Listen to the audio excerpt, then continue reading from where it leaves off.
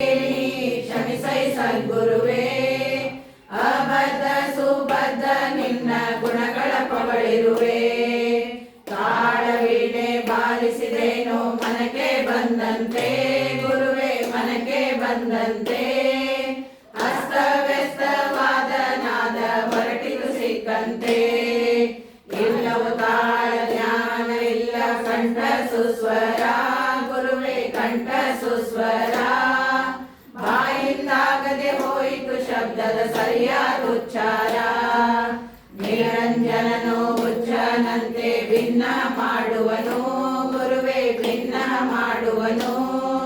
ಸೇವಕರಲ್ಲಿ ಎಣಿಸಬಾರದು ಗುಣಗಳ ದೋಷವನು.